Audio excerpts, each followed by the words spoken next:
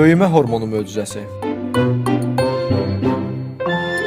Çəkisi təxminən 3 kiloqram, boyu 50 sm olan yeni doğulmuş bir körpənin 20 il sonra 80 kiloqram ağırlığında, 1,8 metr hündürlüyündə yetkin bir insan olmasını təmin edən nədir?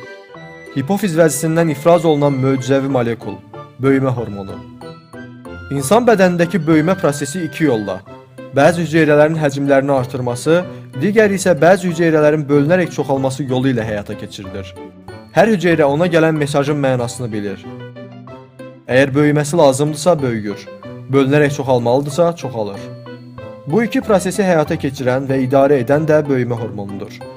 Məsələn, yeni doğulmuş körpənin ürəyi yetkin çağındakı ürək həcminin təxminən 16-da 1-i qədərdir. Buna baxmayaraq, ümumi hüceyrə sayı yetkin insan ürəyindəkinə bərabərdir. Böyümə hormonu inkişaf dövründə ürək hüceyrələrinə ayrı-ayrılıqda təsir edir.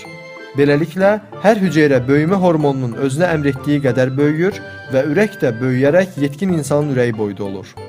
Əzələ və sümük hüceyrələri kimi digər hüceyrələr isə inkişaf dövrü ərzində bölünərək çoxalırlar. Bu hüceyrələrə nə qədər bölünməli olduqlarını bildirən də yenə böyümə hormonudur.